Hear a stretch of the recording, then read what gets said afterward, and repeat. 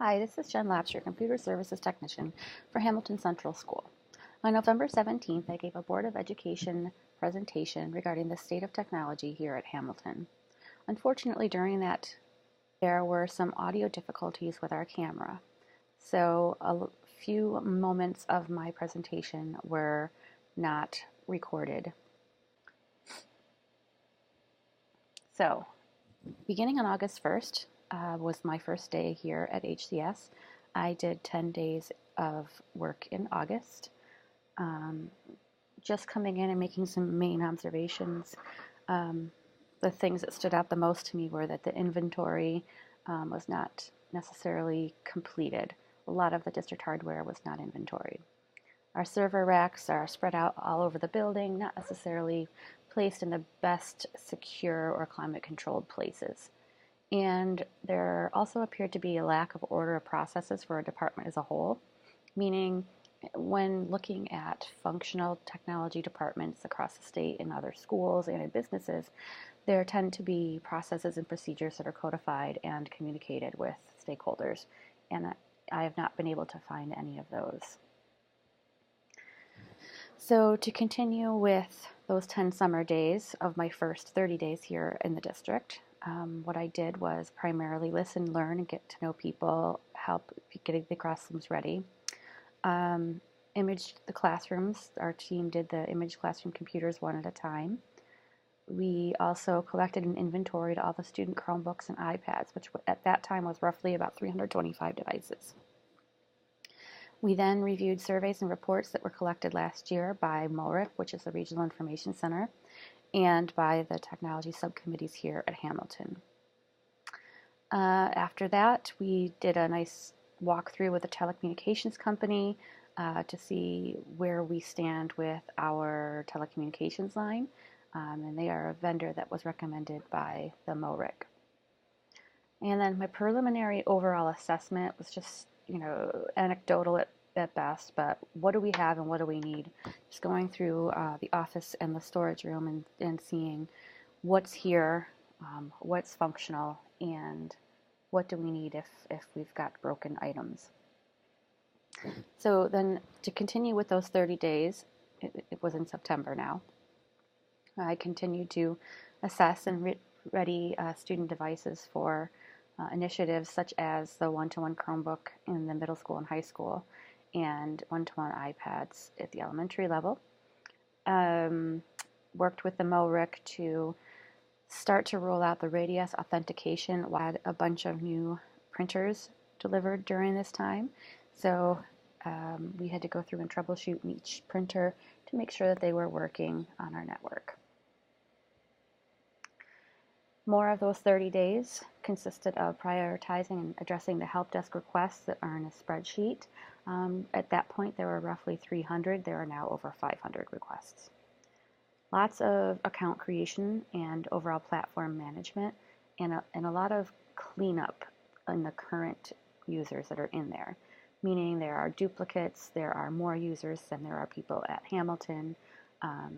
And again, this is where that processes and procedures thing comes into play, because account creation for new staff and new students there isn't necessarily a process that's followed.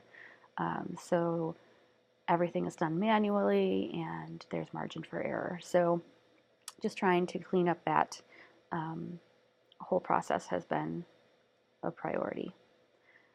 Also did some investigating through the MORIC to find out what multi-year plans were and how we might be able to use them as a funding stream.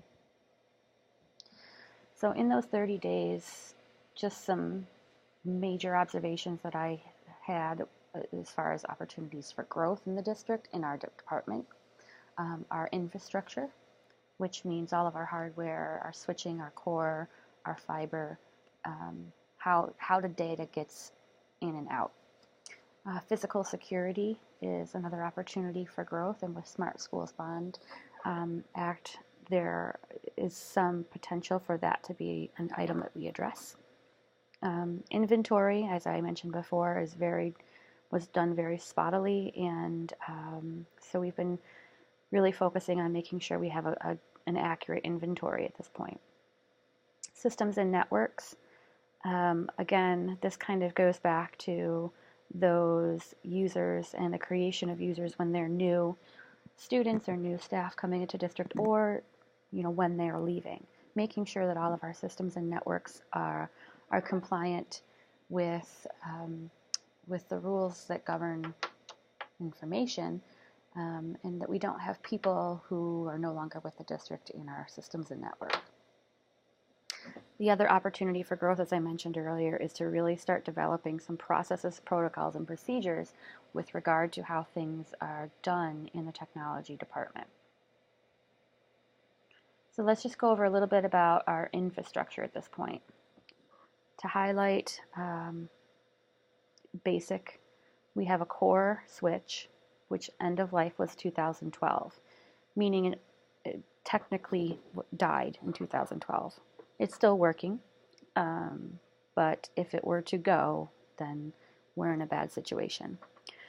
Our switching, all of the switches in the district were end of life in 2007. That is before iPads were even released. So we've got switches that are older than our devices, and they can't really support all of those devices.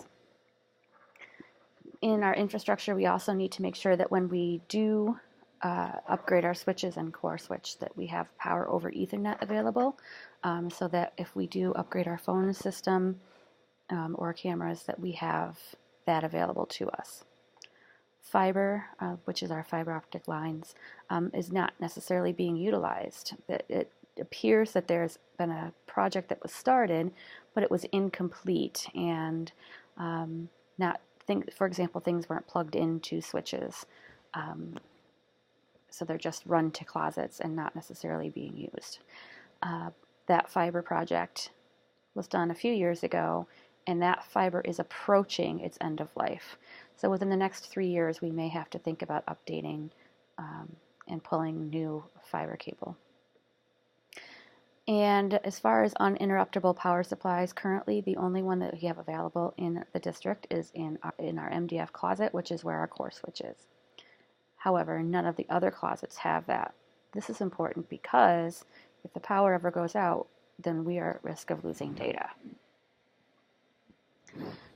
Currently, our wireless situation is this. Best practice when you look at the region, schools in the region, when you look at standards set forth by ISTE, which is the International Society for Technology and Education, is best practice is to have one access point per classroom and maybe 2 to 3 access points per large group instruction or large group gathering room. Currently, we have Wi-Fi APs at HCS S35. There are more classrooms than that, so that would be something that we want to focus our attention to in the future. The other thing with our wireless network that I briefly mentioned earlier was that we have this HCS wireless network.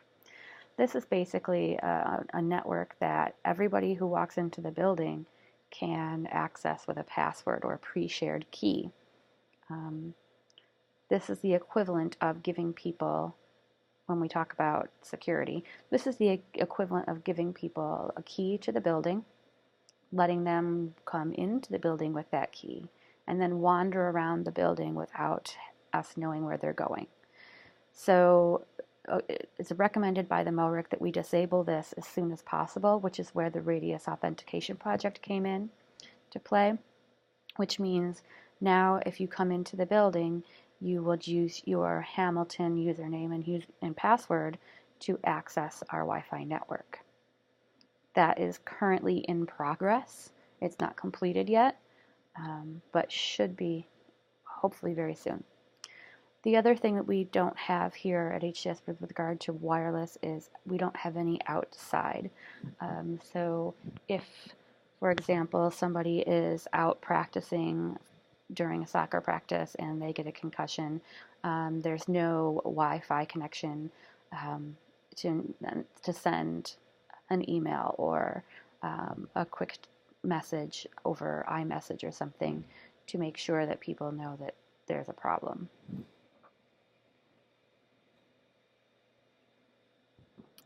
Okay, so the other thing that I mentioned was an area of growth would be inventory and replenishment.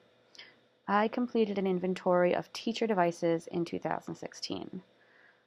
Some hurdles that I faced were unknown location of equipment. For example, there was 2 laptops in a drawer in a room that's not being used. There was a teacher who had a computer in her closet. A lot of trying to locate the equipment. In looking at how things were replenished for the teachers and for students, it doesn't seem that there is a cycle for this replenishment.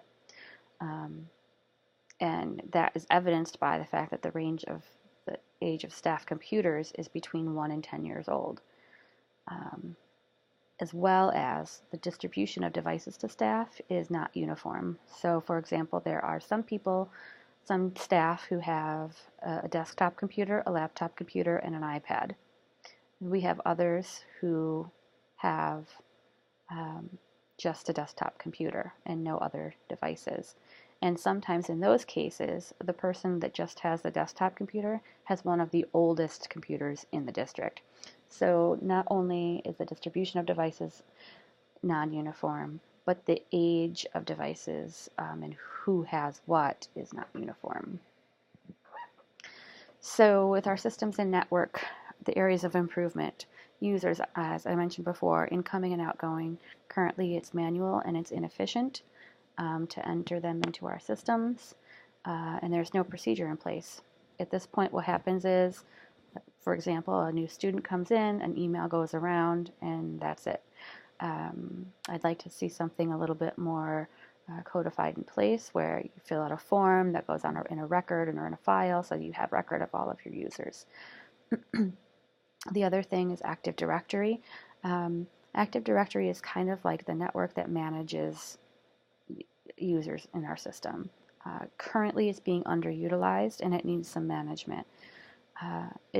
Right now all we use it for is to give people Hamilton username and passwords.